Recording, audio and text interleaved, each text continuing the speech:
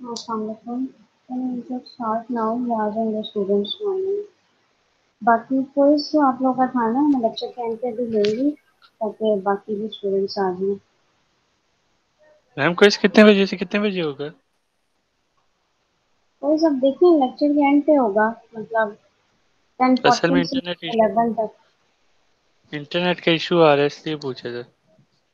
10:40 से 11 तक होगा। मुझे एमसीक्यूज होंगे? लेक्चर नहीं देना है कोर्स, या 10:30 से चलने शुरू कर देंगे। आज ज्यादा टाइम नहीं मिलेगा क्योंकि उन दिनों तो बारिशें चल रही थी ना, तो आपके मसले थे नेट के, तो मैंने कहा चलो दे देती हूँ टाइम। आज ना लेक्चर के एंड पे आपने ना उसी टाइम में कोर्स करना होगा। Okay ma'am. हम्म। चलिए बाकी आ जाएंगे, बाकी लेक्चर स्टार्ट करते हैं।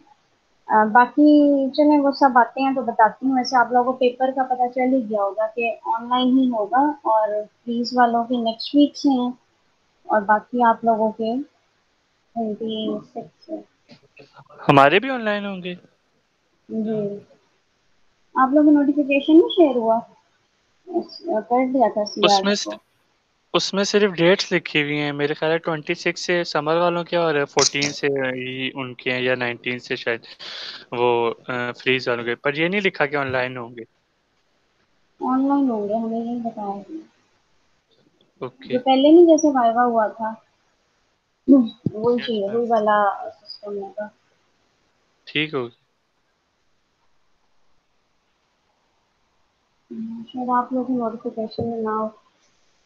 अच्छा, आज जो हमने पढ़ना है ये जरा सा थ्योरेटिकली लेक्चर है ये वाला।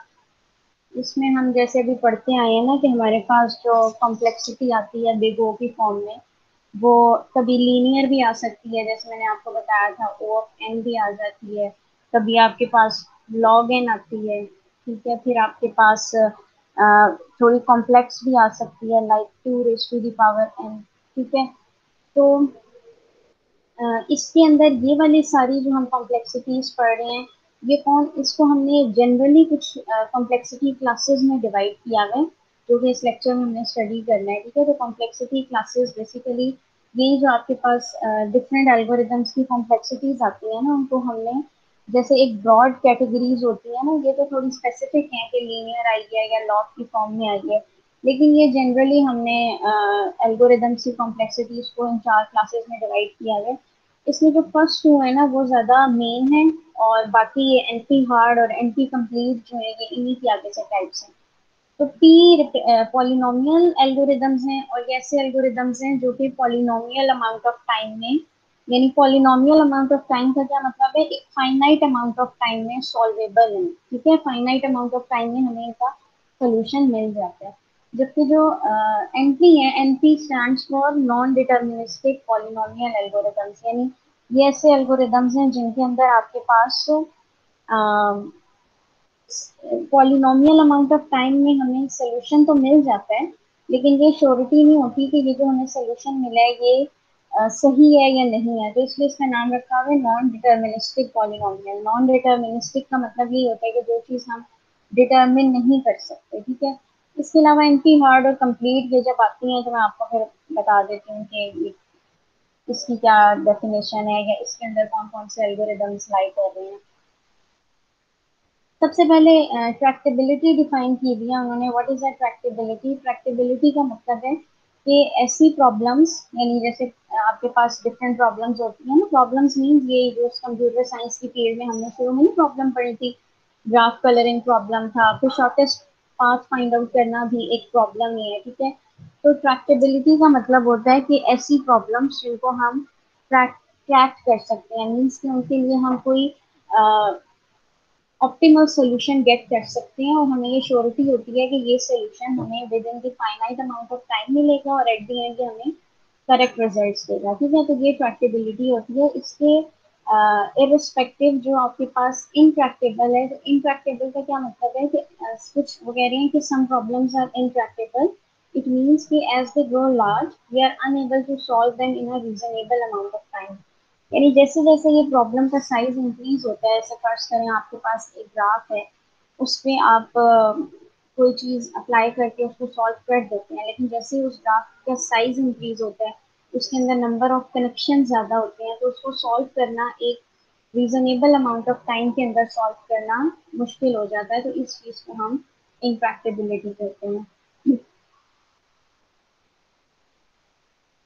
अब वो कह रही है कि रीजनेबल अमाउंट ऑफ टाइम का क्या मतलब है, इसका मतलब है कि एक पॉलिनोमियल अमाउंट ऑफ टाइम में आपका जो प्रॉब्लम है वो सॉल्वेबल है, मीन्स के जो कि हम मेजर कर सकें या फाइनाइट अमाउंट ऑफ टाइम में। On an input of size n, the worst case running time is n raised to the power k for some constant k। यानी वो कह रहे हैं कोई भी इनपुट हमें n साइज का अगर गिवन है तो उसकी जो वर्स्ट केस में कॉम्प्लेक्सिटी जा रही होगी ना, या कॉम्प्लेक्सिटी या उसका रनिंग टाइम भी कह सकते हैं, वर्स्ट केस रनिंग टाइम जो है ना उसका वो n raise to the power k होगा। और k का मतलब है कि k कोई भी कांस्टेंट हो सकता है, मीन्स के n स्क्वायर हो सकता है, इधर n की पावर 3 हो सकती है। तो ये वाली कॉम्प्लेक्सिटीज वर्स्ट केस में जा रही होती हैं, जबकि सिंपल लीनियर या लॉग एन या सिंपल ओ ऑफ वन जो है ये आपके पास बेस्ट कंसिडर की जाती है, ये वाली कॉम्प्लेक्सिटीज। ये आपने कुछ कहना है तो माइक ऑन करके कहें, मुझे चैट नहीं विजिबल होती है स्लाइड्स के बीच में। ठीक है, अगर मुझसे कुछ कहना चाह रहे हैं तो आप फिर बता दें मुझे क्या कह रहे हैं। मेरे को कह रही आवाज नहीं आ रही। बाकी सबको नहीं आ रही है, आपको सिर्फ आपके शायद नेट का ना इशू है। नहीं मैम मुझे आ मैम रही है वो। मैम हम्म। मुझे नहीं आई, ये वाला पूरा ये वाला टॉपिक पूरा समझ नहीं आया मुझे। अब चलें अब अच्छा मेरी तरफ से वैसे नेट ठीक है, चलो मैं दोबारा बता देती हूँ कि इनप्रैक्टिबिलिटी का मतलब था कि आपकी प्रॉब्लम एक ऐसी प्रॉब्लम जिसका हम सोल्यूशन एक फाइनाइट अमाउंट ऑफ टाइम में फाइंड आउट नहीं कर सकते। ठीक है, अब कुछ ठीक हुई है। यस मैम, अभी आ रही है आवाज। हम्म। तो ट्रैक्टेबिलिटी में आपको बता रही थी कि एक ऐसा प्रॉब्लम होता है जिसको हम ट्रैक कर सकते हैं, मीन्स के उसका जो हम सोल्यूशन है ना वो फाइनाइट अमाउंट ऑफ टाइम के अंदर हम फाइंड कर सकते हैं, और हमें ये श्योरिटी होती है कि ये जो सोल्यूशन हमने फाइंड आउट किया है ना ये आपको बेस्ट रिजल्ट्स दे रहा है। लेकिन इनप्रैक्टिबल ऐसे प्रॉब्लम्स होते हैं, वो कह रही हैं कि as they grow large we are unable to solve them in reasonable time.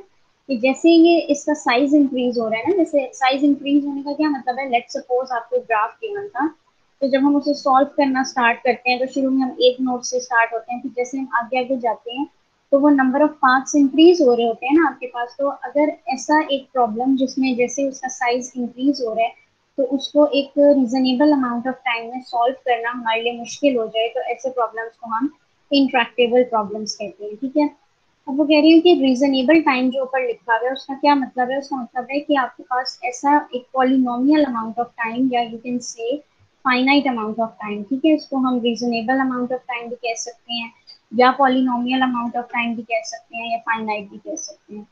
अब वो कह रही है कोई भी अगर आपको इनपुट गिवन है जिसका साइज n है, उसकी वर्स्ट केस कॉम्प्लेक्सिटी क्या होगी कि अगर वो इस फॉर्म में n raise to the power k की फॉर्म में ग्रो कर रहा है, मीन्स कि यहाँ पे आपके पास n की कोई पावर आ रही है, स्क्वायर आ रहा है, क्यूब आ रहा है।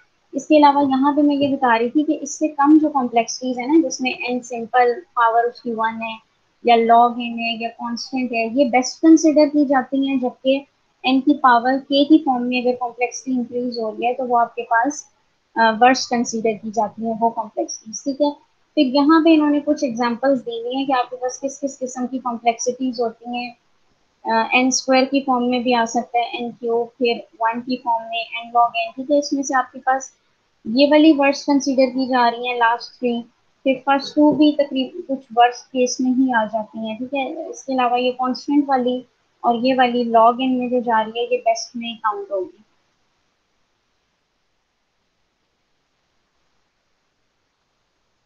और ये सारी जो है पॉलिनोमियल टाइम में वो कह रही हैं कि ये जो एन स्क्वायर एन क्यूब है ये बेशक वर्स्ट केस कॉम्प्लेक्सिटीज हैं, लेकिन इनको हम एक रीजनेबल अमाउंट ऑफ टाइम में सॉल्व कर सकते हैं, जबकि ये two raise to the power n, n raise to the power n और एन फैक्टोरियल को हम पॉलिनोमियल अमाउंट ऑफ टाइम में सॉल्व नहीं कर सकते। फिर नॉट इन पॉलिनोमियल टाइम में आप देख सकते हैं नीचे आ रहा है कि आपके पास ये वाली एग्जांपल्स आ जाती हैं, two raise to the power n वाली, n raise to the power n वाली और एन फैक्टोरियल वाली। ठीक है, ये आपके पास नॉन पॉलिनोमियल टाइम में सॉल्वेबल है मीन्स कि आपके पास ये इनफाइनाइट अमाउंट ऑफ टाइम लेती है ये वाली। अगर किसी एल्गोरिदम की कॉम्प्लेक्सिटी इस फॉर्म में जा रही है तो इट मीन्स कि ये आपके पास इनफाइनाइट अमाउंट ऑफ टाइम में सॉल्व होगा, या हम कोई उसको प्रिडिक्ट नहीं कर सकते कि ये कितना टाइम लेगा। नेक्स्ट अभी मैं पी क्लास आपको बता रही थी ना, वो इन्होंने डिफाइन की हुई है, जिसको हम पॉलिनोमियल क्लास कहते हैं। ठीक है, पी स्टैंड्स फॉर पॉलिनोमियल। इसमें वो एक क्वेश्चन रेज कर रहे हैं कि are some problems solvable in polynomial time. Of course, many algorithms we have studied provided polynomial time solutions to some problems. फिर वो कह रही हैं कि सबसे पहले उन्होंने क्वेश्चन रेज किया है कि क्या कुछ प्रॉब्लम्स ऐसी हैं आपके पास जो कि एक फाइनाइट अमाउंट ऑफ टाइम में सॉल्व हो सकें। तो इधर इन्होंने आंसर किया है कि यस, आपके पास कुछ काफ़ी ऐसे सॉल्यूशंस हमने डिस्कस किए हैं, जैसे हमने पीछे भी अभी पढ़ा था, उन सबको हम देख रहे थे। डिजिक्स्ट्रा एल्गोरिथम हो गया और बाकी सारे के, उसके अंदर आपके पास सोल्यूशन हमें फाइनाइट अमाउंट ऑफ टाइम में मिल जाता है। लेकिन नेक्स्ट वो क्वेश्चन रेज कर रहे हैं कि क्या सारे problems he polynomial amount of time में सॉल्व हो जाते हैं। तो ज़रूरी नहीं है कि सारे प्रॉब्लम्स जो है वो पॉलिनोमियल अमाउंट ऑफ टाइम में सॉल्व हो। ये एक आपके पास हॉल्टिंग प्रॉब्लम है जो कि आपके पास होता है कि आपकी जो कंप्यूटर या आपका जो जिस भी मशीन पे आप वर्क कर रहे हैं वो जब आपके पास आपको आउटपुट देती रहे, मीन्स कि वो किसी टाइम पे स्टॉप नहीं कर रही। ठीक है, वो उन्होंने एक एग्जांपल दी कि halting problem is not solvable by any computer no matter how much time is given. कि ये प्रॉब्लम जो है ये पॉलिनोमियल टाइम में सॉल्वेबल नहीं है। Most problems that do not yield polynomial time algorithms are either optimization or decision problems. अब वो कह रही हैं कि मोस्ट ऑफ द प्रॉब्लम्स जिनको हम कहते हैं कि ये पॉलिनोमियल टाइम में सॉल्व नहीं हो रही, वो या तो आपके पास ऑप्टिमाइजेशन प्रॉब्लम्स होती हैं या फिर डिसीजन प्रॉब्लम्स होती हैं। What are optimization problems? ये शुरू के लेक्चर्स में हमने डिस्कस किया था, ऑप्टिमाइजेशन प्रॉब्लम्स क्या होती हैं।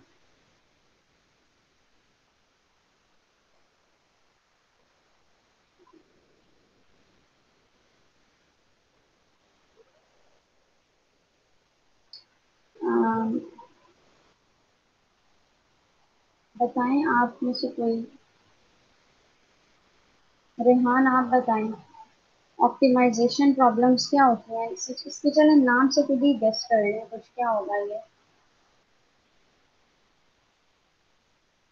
मैम ये जो हमने पढ़े थे 3 cases, best, worst and average case, ये होती हैं प्रॉब्लम्स।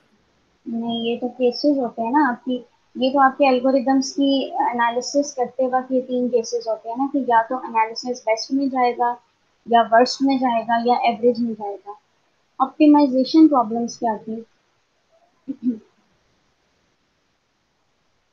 सिम, ये सिंपल है, मैं आपको काफी दफा बता चुकी हूँ, क्योंकि हमने जब ग्रीडी एल्गोरिदम्स पढ़े थे ना, तो उसमें पहली लाइन ही ये लिखी हुई थी कि greedy algorithms are used to solve optimization problems.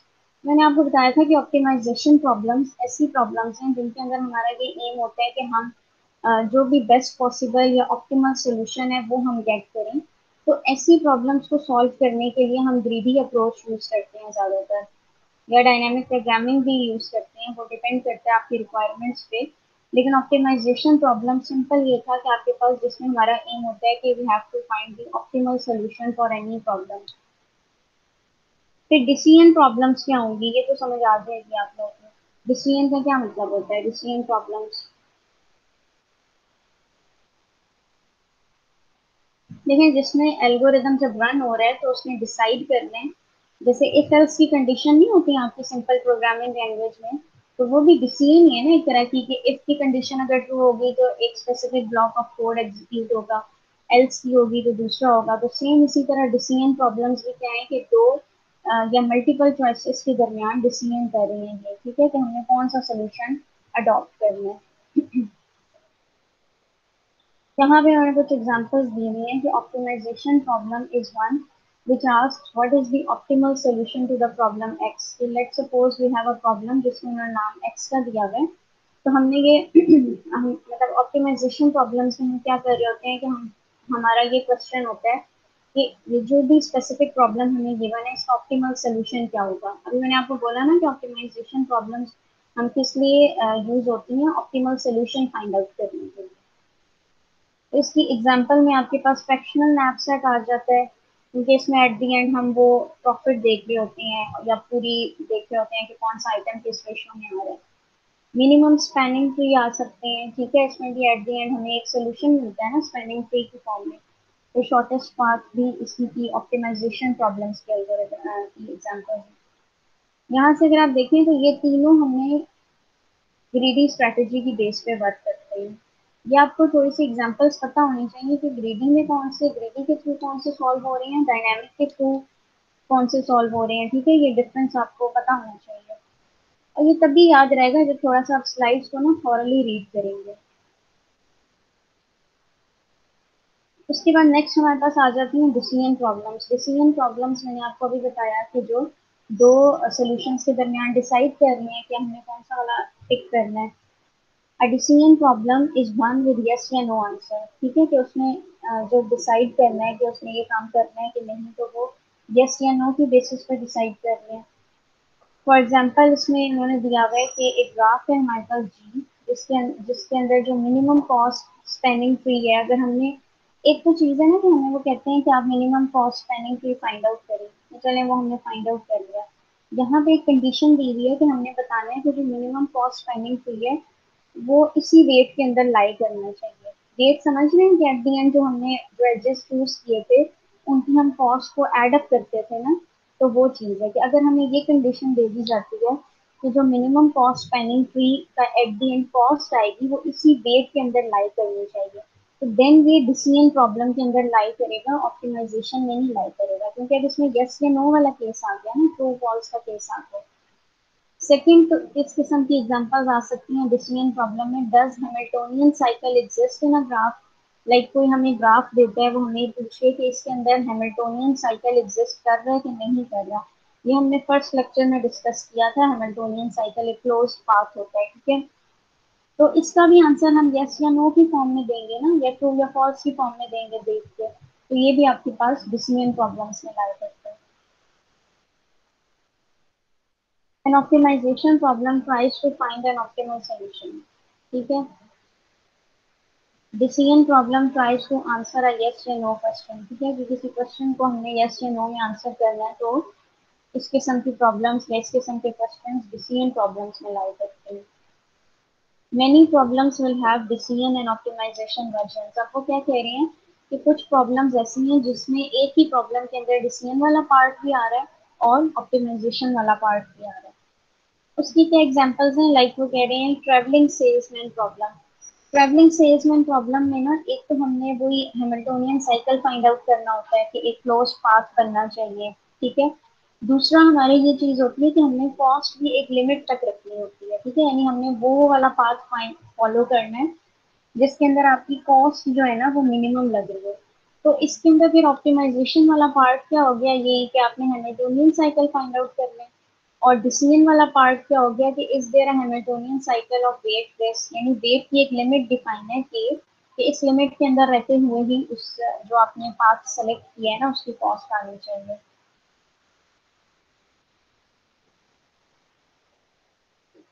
Some problems are decidable but intractable. As they grow large, we are unable to solve them in reasonable time.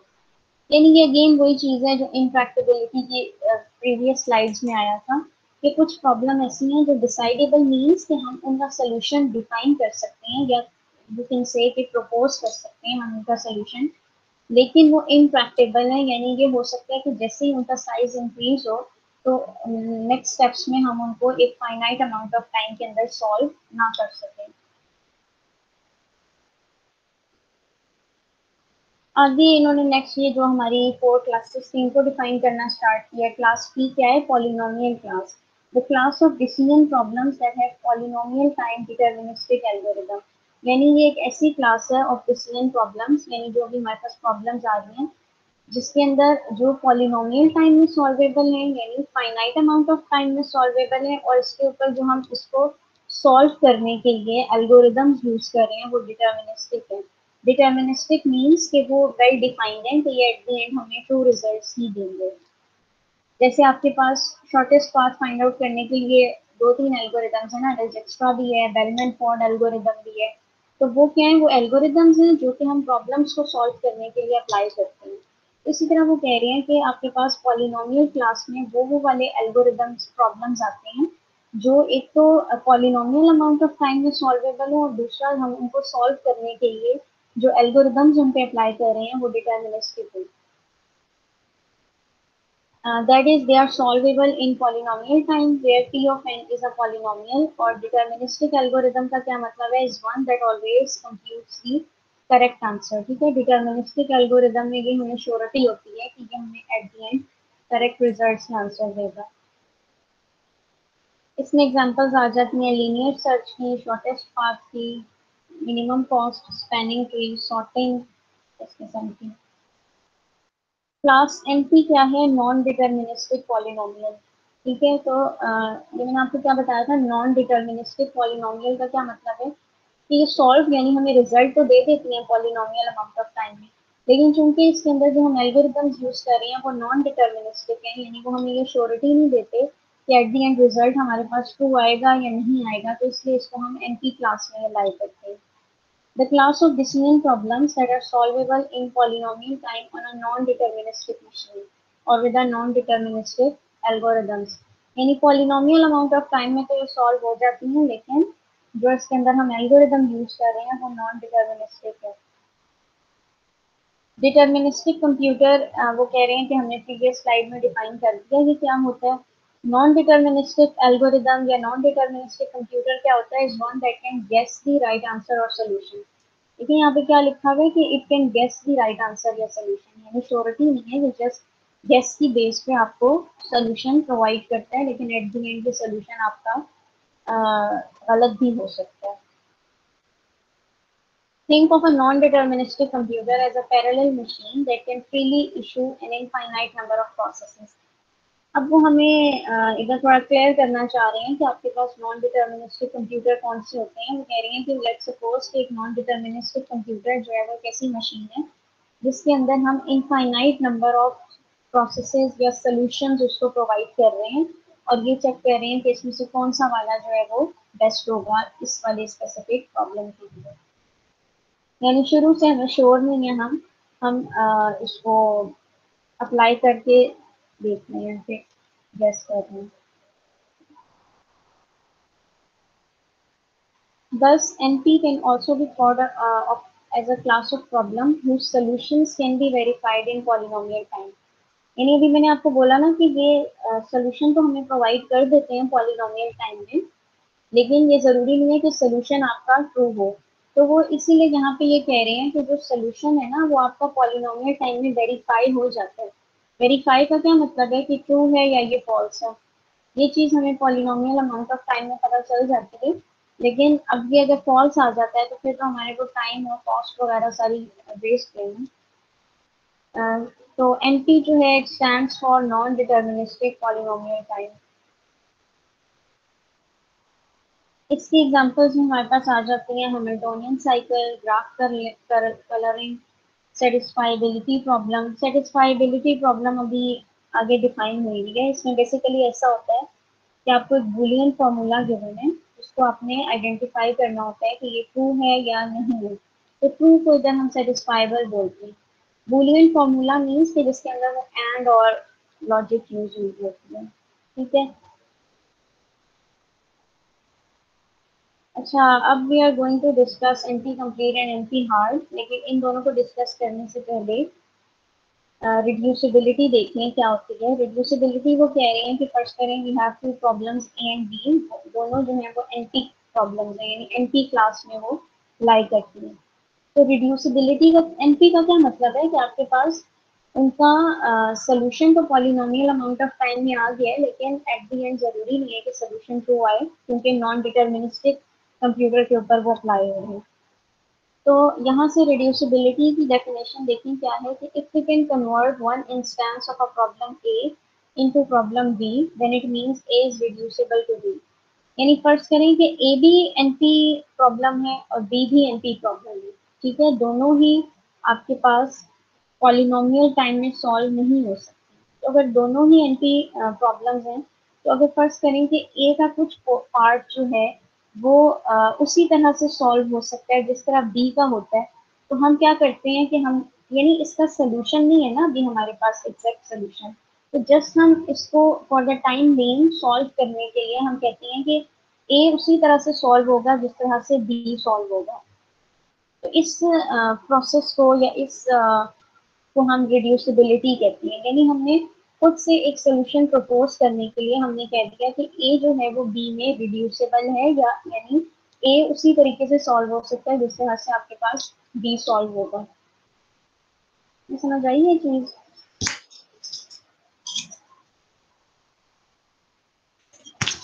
अच्छा, आवाज आ रही है ना आप लोगों को मेरी? Yes ma'am.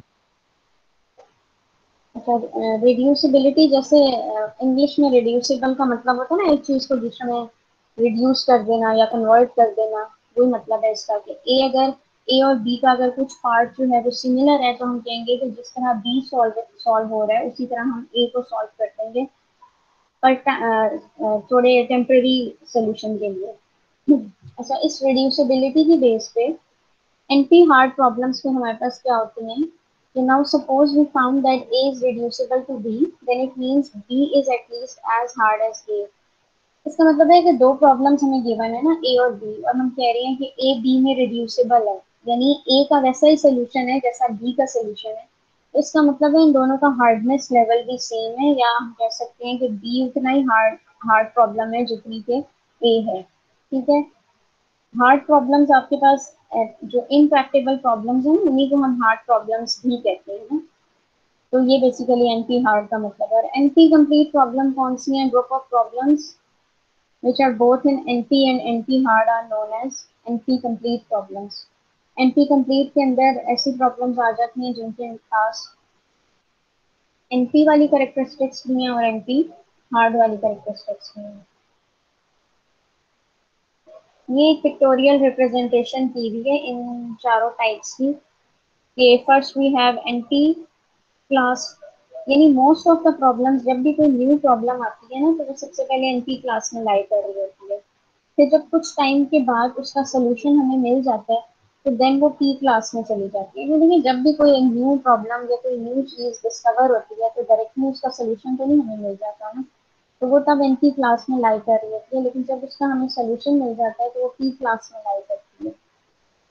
तो इसलिए इन्होंने यहाँ पे देखिए पी बनाया हुआ, P is a subset of NP, यानी पी जो है वो एनपी के ही से बना है। ठीक है, उसके अलावा यहाँ पे आपके पास आ रही है एंटी हार्ट प्रॉब्लम्स। ये वाला जो सर्कल है ना, ये आपके एंटी हार्ट प्रॉब्लम्स को रिप्रेजेंट कर रहे हैं। और ये वाली जो चीज है ना, ये जो ओवरलैपिंग हो रहा है, ये सेट्स आपको अगर याद हो, हम सेट्स पढ़ते थे उसमें ये वाली चीज ओवरलैपिंग को शो करती थी। ठीक है, तो एनपी कंप्लीट में क्योंकि हमने पीछे देखा कि इसके अंदर एनपी वाली करेक्टरिस्टिक्स भी हैं और एनपी हार्ड वाली करेक्टरिस्टिक्स भी हैं एनपी कंप्लीट में, तो इसलिए ये जो ओवरलैपिंग पार्ट है ना, ये बेसिकली एनपी कंप्लीट को रिप्रेजेंट कर रहा है।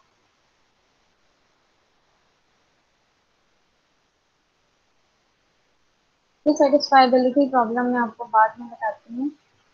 पहले ये एक दफ़ा ये देखना है, इसमें उन्होंने पी और एनपी के दोबारा से मतलब कुछ इजी वर्ड्स में बताया है कि set of problems that can be solved in polynomial time.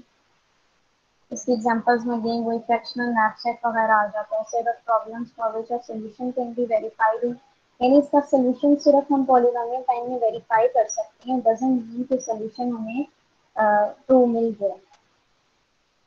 इसकी भी एग्जांपल्स बता दी उन्होंने क्या क्या। अच्छा, ये चीज आपने याद रखनी है कि जो पॉलिनोमियल क्लास है वो सबसेट है नॉन पॉलिनोमियल क्लास का। मोस्ट ऑफ द जो आपके पास कंप्यूटर साइंटिस्ट है ना, वो उनके लिहाज से कि पी जो है वो इक्वल टू एनपी है। लेकिन ओपन क्वेश्चन मीन्स कि इट्स एन ओपन क्वेश्चन, इस पे रिसर्च है अभी कि मे बी इन फ्यूचर हमें ये मिल जाए कि पी इक्वल टू एनपी है, लेकिन फिलहाल वी विल कंसिडर कि पी जो है ना वो सबसेट है एनपी क्लास का। ठीक है, यहाँ पे बताया हुआ है कि एक साइंटिस्ट था, इसने 2010 में ये जो है चीज क्लेम की कि पी जो है वो एनपी के इक्वल नहीं है जबकि वो उसका सबसेट है।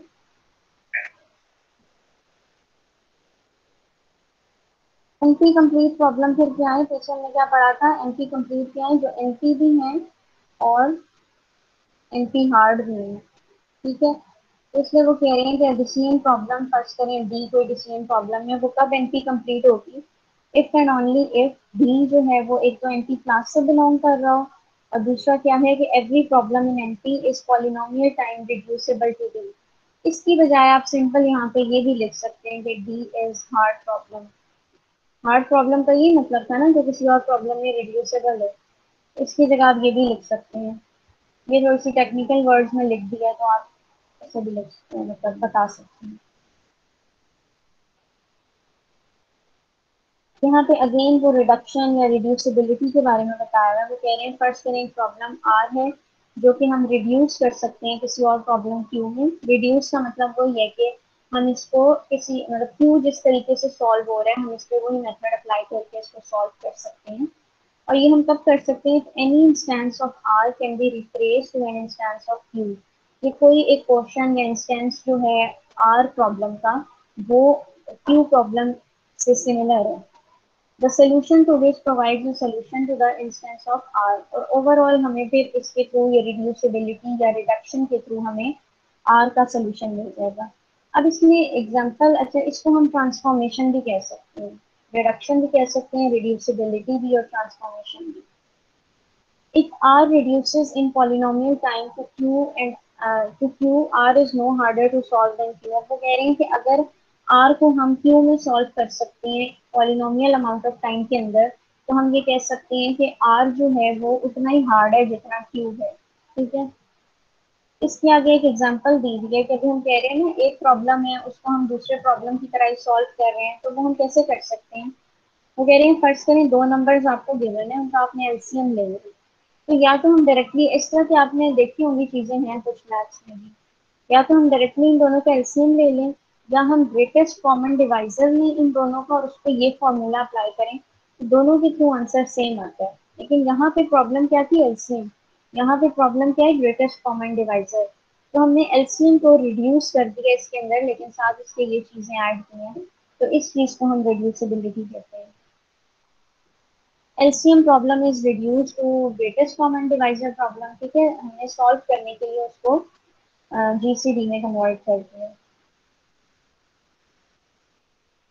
फिर हमने एनपी हार्ड के बारे में पढ़ा था ना कि एनपी हार्ड ऐसी प्रॉब्लम्स हैं कि एक प्रॉब्लम दूसरे में रिड्यूसेबल है। तो वो ये कह रहे हैं कि अगर आर जो है एक प्रॉब्लम आर है वो पॉलिनोमियल टाइम के अंदर क्यू में रिड्यूसेबल है, तो इसका मतलब है कि हम इसे इस तरह से लिख सकते हैं। इसका क्या मतलब है कि आर की मतलब आर लेस देन और इक्वल है, क्योंकि लेस देन और इक्वल का मतलब यहाँ से क्या बन रहा है कि ये उतने ही टाइम में सॉल्व होगा जितने टाइम में क्यू हो रहा है। इससे कम टाइम हो सकता है या इसके इक्वल टाइम हो सकता है, इससे ग्रेटर नहीं हो सकता।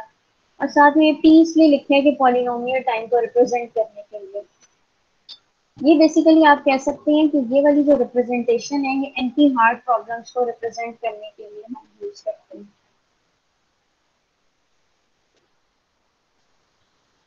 If all problems R belongs to NP are polynomial time reducible to Q, then Q is NP hard।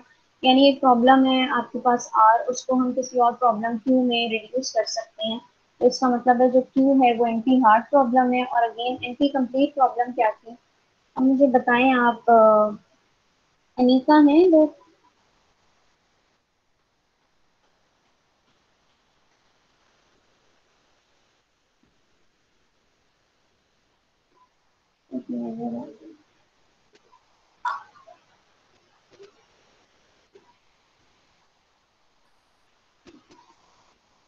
यार मेरा कनेक्शन ही इधर हो। यार मेरे को बकवास करने के बाद मैंने ये चेक किया बच्चों से क्वेश्चन के लिए कुछ बोल ही नहीं रहा था, मैं देखा तो मुझे मैम, हेलो मैम। मैम आपकी आवाज आ रही है।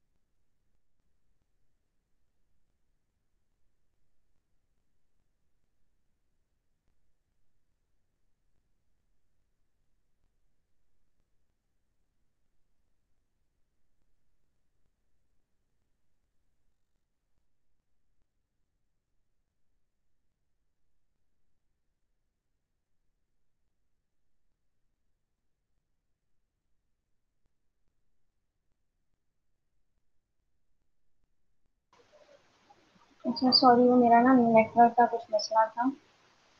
कहाँ से? अच्छा मैं आपसे शेयर करती हूँ, मुझे आप बताना है कि कहाँ पे, कहाँ तक आप लोगों ने सुना था। मैम, जी। लास्ट टाइम तक आपकी आवाज आ रही थी। पता नहीं कि मैं तो जब पीछे मेरा पता नहीं क्या हुआ था। यहाँ तक आई थी, मैं क्वेश्चन पूछने लगी थी। जी जी मैम, हाँ अनीका तो से फिर आपने क्वेश्चन। चले, मुझे अनिका छोड़े, आप बताएं, हसन आप बताएं। मैं क्या पूछने लगी थी, हाँ, what are NP complete problems.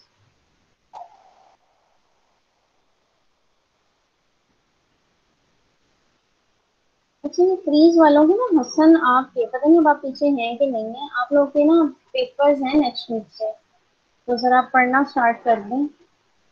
Ma'am. Sohail आप भी फ्रीज ही के बनते हैं ना, आपका भी जी नेक्स्ट जी वीक जी। पेपर है। अच्छा, शेड्यूल तो नहीं आया पेपर का? मतलब डेट शीट पूछ रहे हैं मतलब? जी जी जी। नहीं अभी नहीं आया, वो आपको बता देंगे जब आएगा। अच्छा अच्छा अनीका ठीक। आप ही बताएं, एनपी कंप्लीट प्रॉब्लम्स क्या होती है? इतनी जल्दी भूल जाते हैं, अभी तो मैंने आपको लेक्चर के शुरू में बताया था एनपी कंप्लीट क्या होती है। मैम कौन सी वाली पूछी आपने? NP complete.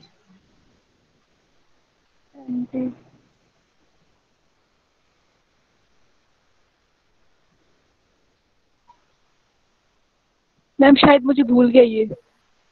एक मैंने आपको बताई थी ना, एनपी एनपी प्रॉब्लम्स होती हैं।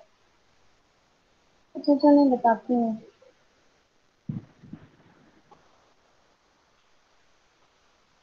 एनपी कंप्लीट में दोनों आ जाती है ना, एनपी भी आ जाती है और एनपी हार्ड प्रॉब्लम्स भी आ जाते हैं। ठीक है, तो यहाँ पे देखिए यही लिखा हुआ है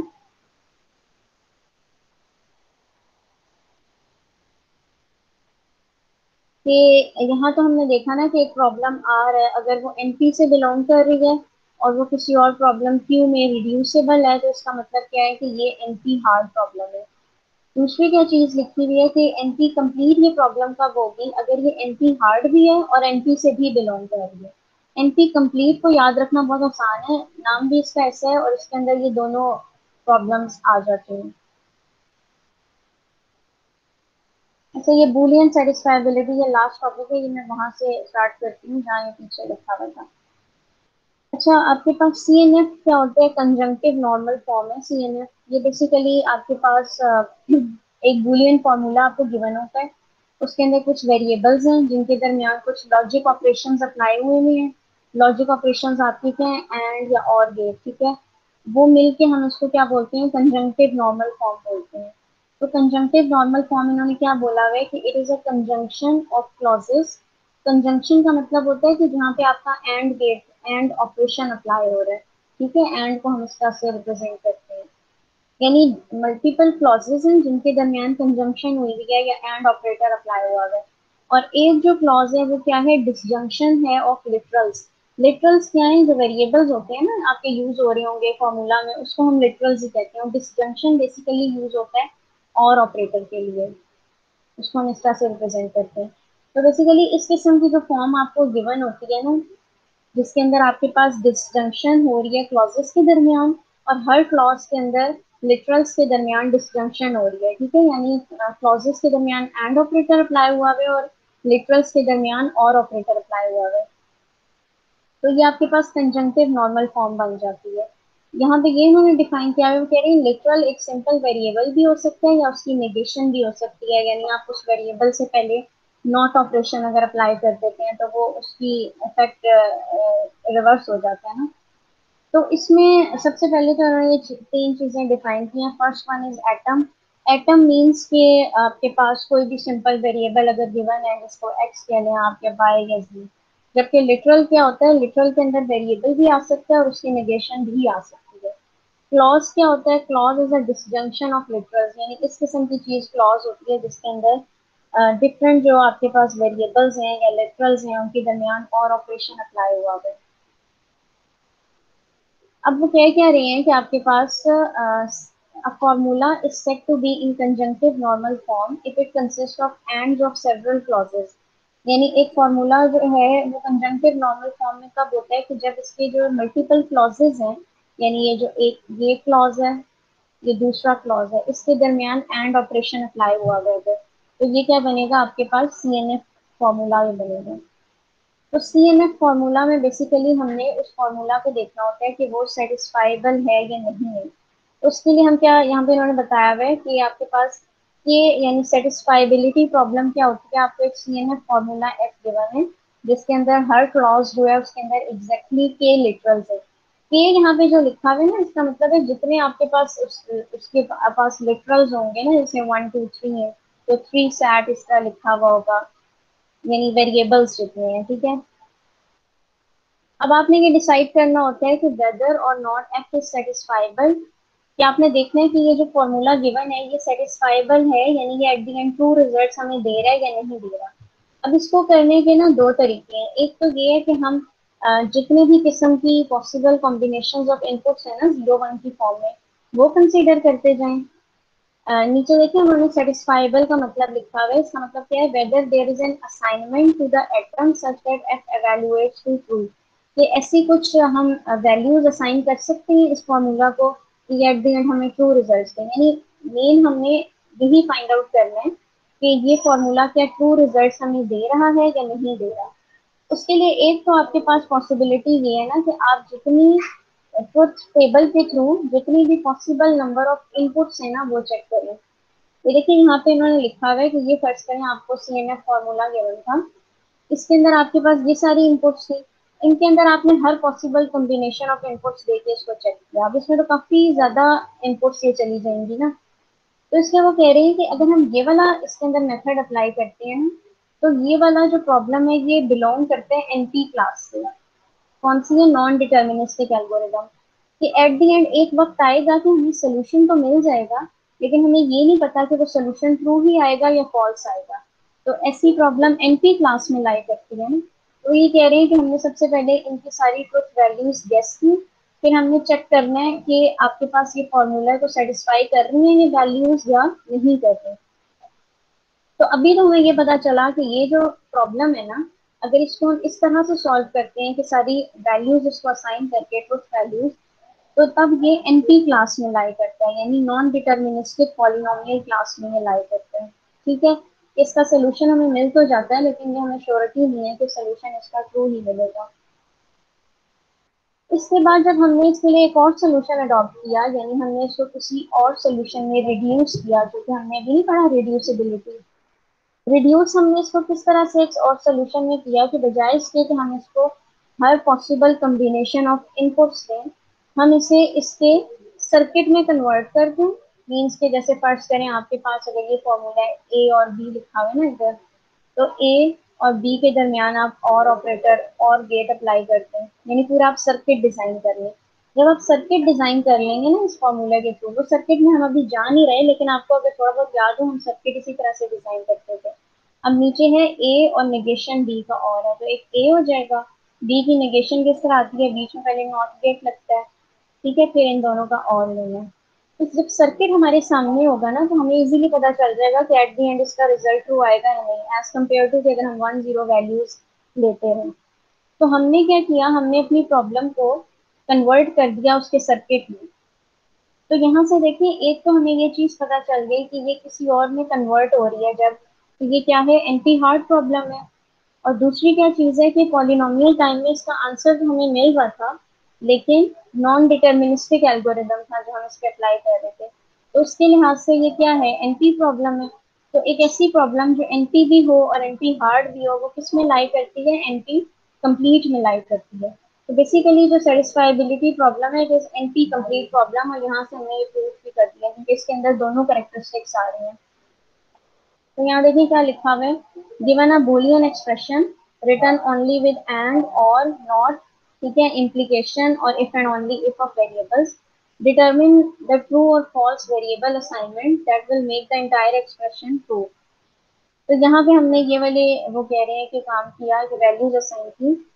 यहाँ से हमें ये पता चला कि ये जो सेटिस्फाइबिलिटी प्रॉब्लम है ये एनपी नहीं है बल्कि ये एनपी कंप्लीट प्रॉब्लम है। क्यों, क्योंकि वो कह रहे हैं इसका प्रूफ बताया हुआ है कि एनपी कंप्लीट क्यों है।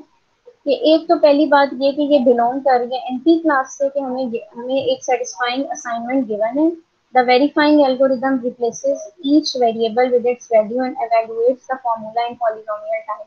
और ये जो हम 1 0 के असाइनमेंट्स करते जा रहे हैं इसके एंड में हमें ये रिजल्ट दे रहा है पॉलिनोमियल अमाउंट ऑफ टाइम पे, लेकिन ये श्योरिटी नहीं है कि रिजल्ट ट्रू आएगा या नहीं आएगा। तो इस लिहाज से ये एनपी क्लास से बिलोंग करती है, लेकिन क्योंकि हम इसको सॉल्व करने के लिए इसको हम इसके सर्किट में कन्वर्ट कर रहे हैं, क्योंकि वो 1 0 की फॉर्म में आपका सोल्यूशन बहुत लंबा होता जा रहा था। तो जब हम इसको सर्किट में कन्वर्ट करके चेक करेंगे तो हमने क्या किया, अपनी प्रॉब्लम को किसी और में कन्वर्ट कर दिया ना, या रिड्यूस कर दिया। तो ऐसी प्रॉब्लम जो रिड्यूस हो रही है किसी और में, वो एनपी हार्ड में लाई करते हैं। ठीक है, तो इस वजह से ये एनपी हार्ड में कंसीडर होते हैं, और जब दोनों करेक्टरिस्टिक्स एक प्रॉब्लम के अंदर आ जाती हैं तो देन ये एनपी कंप्लीट कंसीडर की जाती है प्रॉब्लम। ठीक है, अब एक ब्रेक कर लें, उसके बाद फिर नेक्स्ट स्टार्ट करते हैं। मैम जी मैम जी जी मैंने बोलिए। आपको प्लीज वो सेंड किया था गूगल गूगल उस पे ईमेल पे आपकी आईडी पे गूगल क्लासरूम की मुझे क्विज तो नंबर नहीं 3 मिला, सेंड किया था मैंने आपको। मुझे नहीं रिसीव मैम हुआ। फिर अपना वो अपनी आईडी दे दे, मैं सेंड करता हूँ फिर। मैंने 2-3 बार इधर से सेंड आप किया गूगल क्लासरूम से भी ले लेकिन सकते हैं ना, उसमें मेरे नाम पे क्लिक करें, साइट पे ईमेल आ रहा होता है तो वो, चलिए मैं इधर आपको चैट में लिख देती हूँ। इस पे तो मैंने मैम 2-3 बार सेंड किया। इस पे मुझे नहीं मिला, मैं देख भी रही थी।